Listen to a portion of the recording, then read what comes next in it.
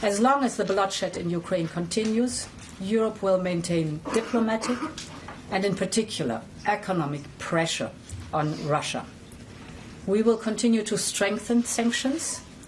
We have adopted 18 packages so far, and we are advancing preparation for the 19th. This package will be forthcoming in early September. We know that sanctions are effective.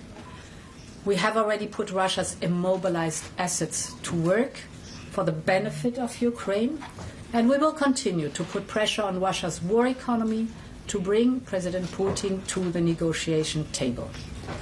We're working with you, Volodymyr, and President Trump in this sense, and we will discuss all these topics and others in our joint meeting at the White House tomorrow. These are challenging times. Only Ukraine can choose its own destiny, but Ukraine can always count on Europe. Thank you so much. Thank you so much. Thank you so much. Dear Ursula, thank you for your support. Thank you for this day. It's very important for all your support from the very beginning of this war. And it's very important that you are with us and that we speak to America and we speak together. And it's important that Washington is with us. And today, in several forums, we are deciding what we are going to discuss in Washington.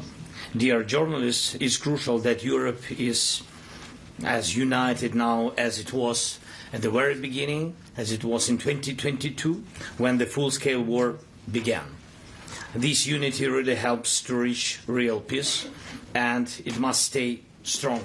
First, we have to stop the killings. Putin has many demands, but we do not know all of them. And if there are really as many as we heard, then it will take time to go through them all. It's impossible to do this under the pressure of weapons. So it's necessary to cease fire and work quickly on a final deal. We'll talk about it in Washington. Putin does not want to stop the killing, but he must do it.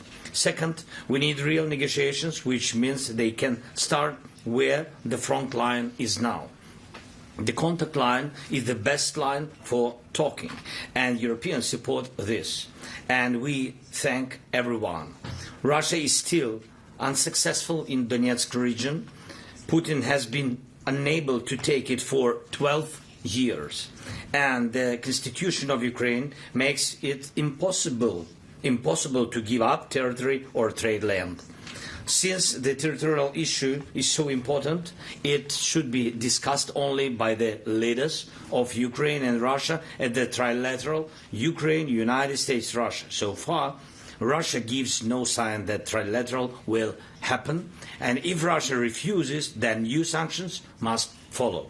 Third, it's important that America agrees to work with Europe to provide security guarantees for Ukraine, and we are very thankful to the United States and to the President for such signal, and therefore for everyone in Europe. This is a significant change, but there are no details how it will work and what America's role will be, what Europe's role will be, what the EU can do.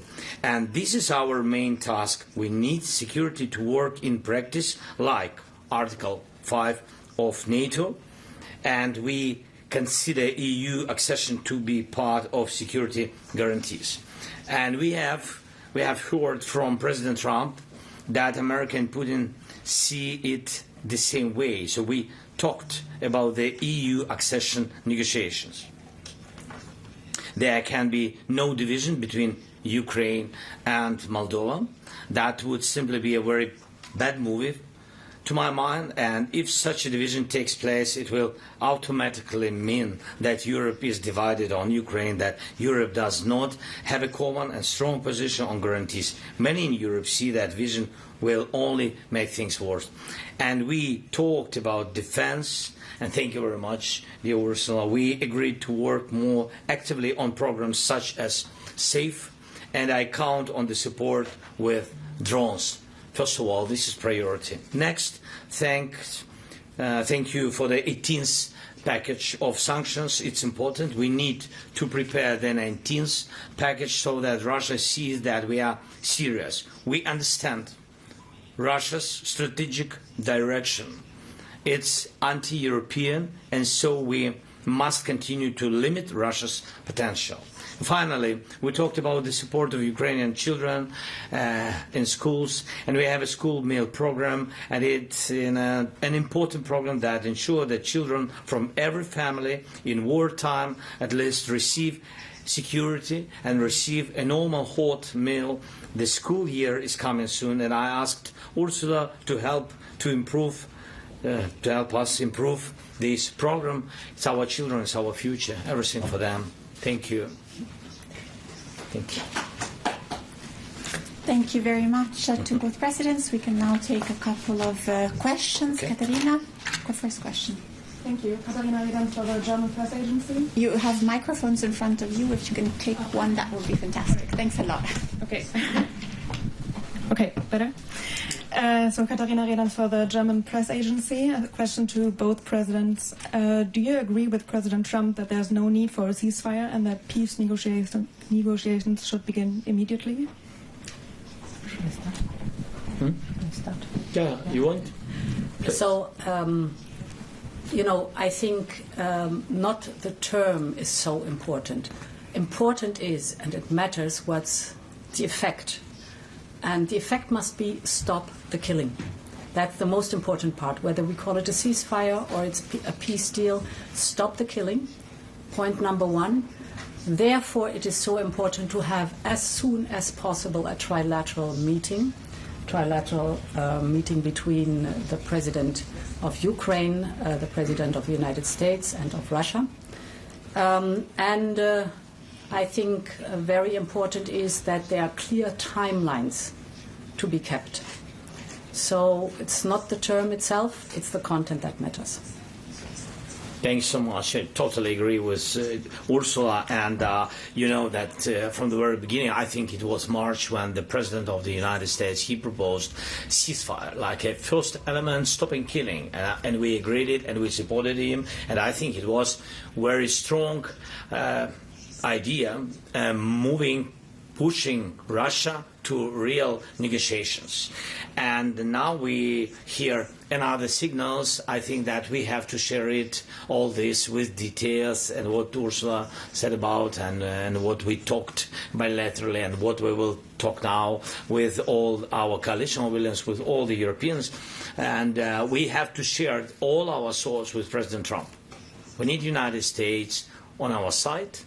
And I think that President Trump shared that we would need peace, but steps to this peace. We need, right, correct steps to have lasting peace. To stop Putin, it means not to make a pause in this war. Stop and have a lasting peace. Yeah, for all of us. Thank you. Thanks. Second and last question to Elena. Thanks. Thank you. I will start in Ukrainian if possible. Олена Абрамович, Радіо Свобода, українська служба. Пане президенте, Путін сказав, що розуміє, що Україні потрібні гарантії безпеки. У вас вже була розмова з президентом Трампом. Скажіть, чи озвучив він бачення Росії щодо гарантій безпеки для України, які прийнятні для Росії, так? І які гарантії безпеки, власне, прийнятні для України? Чи досі ми говоримо про troops on the ground, тобто війська певні, чи це ця 5 стаття, якщо можете пояснити ваше бачення, як це може виглядати? І коротке просто, як у вас настрій, чи нема перестроги, що в Білому домі може все піти так само, як було 28 лютого? Дякую. I'm sorry, if I may also to the Madam President, another question. I think we're with one because we have a call soon. Very quickly. Дякую. Can I answer Ukrainian? Yep. Дякую. Дякую за запитання. Передусім, я не знаю, про що реально говорили Путін і президент Трамп. І я хочу, щоб багато деталей президент Трамп сказав мені, потім європейським лідерам. І те, що президент Трамп сказав сигнал про гарантії безпеки, для мене це набагато важливіше, ніж думки Путіна. Тому що Путін нам не дасть ніяких гарантій безпеки. Гарантії безпеки – це сильна армія. Це може дати тільки Україна. Фінансування цієї армії – це може дати тільки, я вважаю, Європа. Зброя для цієї армії – це може дати наше внутрішнє виробництво, європейське виробництво, але є дефіцитні речі, які є тільки у Сполучених Штатів Америки. Оце, я вважаю, гарантії безпеки.